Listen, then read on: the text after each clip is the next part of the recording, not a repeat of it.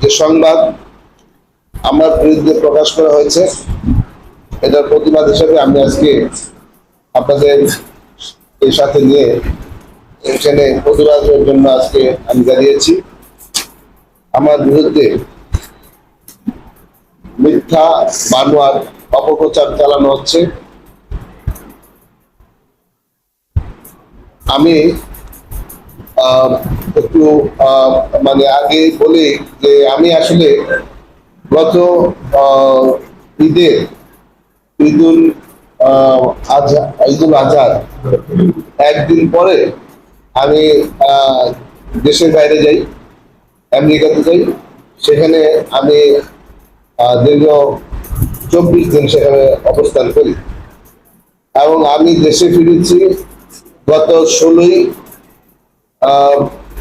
জুলাই রাত্র, মানে 17 জুলাই পরে আমি এই দেশে আসছি। আমি আসলে জানতাম না দেশে যে এত বড় অরাজকতা বা তাণ্ডব চলতেছে, এটা আমি জানতাম না।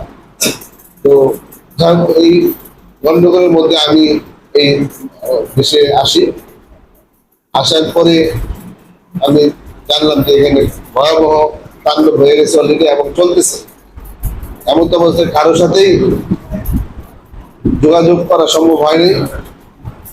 আমি তারপরেও জাতীয় দিকে ফোন দিছি যে আমাদের থানা আওয়ামী লীগের জয়েন্ট সেক্রেটারি ইসাক, আমাদের 4-5-6 নম্বর ওয়ার্ডের সাধারণ সম্পাদক জাহাঙ্গীর আলম এবং আরো কয়েকজনের সাথে আমি যোগাযোগ করেছি এবং বলেছি যে এখন কি করা যেতে পারে, এই অবস্থায় আমরা কি করতে পারি। আমি আমাদের মহানগর আওয়ামী লীগের সাধারণ সম্পাদক শাহ নিজামের সাথে যোগাযোগ করেছি, এমপি সাহেবকেও ফোন করেছি, কিন্তু এমপি সাহেবকে ফোনে ওই সময় পাওয়া যায়নি। এইভাবেই আমি এসে হঠাৎ করে এই অবস্থা করি। এই অবস্থায় পড়ার পরে এমন অবস্থায় আমার বিরুদ্ধে কুতুবপুর ইউনিয়ন আওয়ামী লীগের সম্মানিত সভাপতি জনাব জসিম, উনি আমার বিরুদ্ধে হঠাৎ করে একটা মানে সংবাদ সে বক্তব্য দিয়ে দেয় যে আমি নাকি এই নাশকতার সাথে জড়িত এবং এইখানে পত্রিকা আসছে জ্বালাপোড়া নাশকতা করতে আমি নাকি 5 লাখ টাকা দিয়েছি। আসলে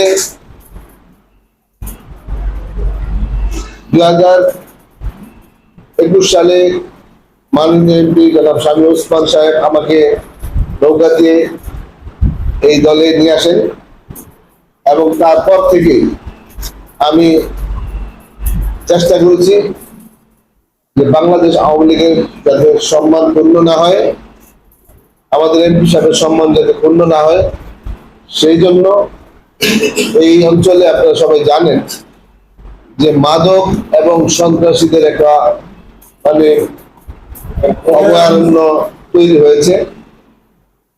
যারা এই কাজগুলি করতেছিল তাদের বিরুদ্ধে আমি প্রতিবাদ করেছি, যাতে করে দলের সম্মান ক্ষুণ্ণ না হয়, আমাদের এমপি সাহেবের সম্মান ক্ষুণ্ণ না হয়। এবং এইটা আমি এমপি সাহেবকে বলেছি যে এই অবস্থাতে আমাদের এইসব এলাকার মধ্যে মাদকের ছড়াছড়ি এবং বিভিন্ন লোক বাড়িঘর করতে গিয়ে অনেক বিপদগ্রস্ত হয়, চাঁদা দিতে হয়। সেই জন্য আমি এমপি সাহেবকে জানিয়েছি এবং আমি নিজেও তাদের বিরুদ্ধে অনেক জায়গায় আমি প্রতিরোধ করেছি। তাদেরকে যেখানেই তারা চাঁদাবাজি করতে গেছে, বাড়িঘর করতে গেছে এবং মাদক ব্যবসা করতে গিয়ে তারা যে সমস্ত অপকর্ম করেছে এগুলির ব্যাপারে আমি প্রতিবাদ করেছি, তাদেরকে প্রতিরোধ করেছি।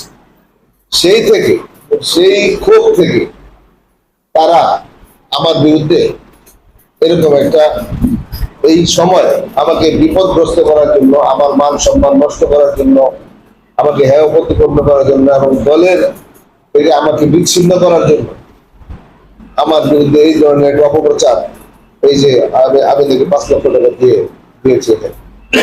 আমি প্রতিবাদ না, শুধু আমি চ্যালেঞ্জ করলাম, যদি এর প্রমাণ দিতে পারে জসিম, ইউনিয়নের সভাপতি জসিম যদি এর প্রমাণ দিতে পারে তাহলে যা শাস্তি আছে আমি মাথা পেতে।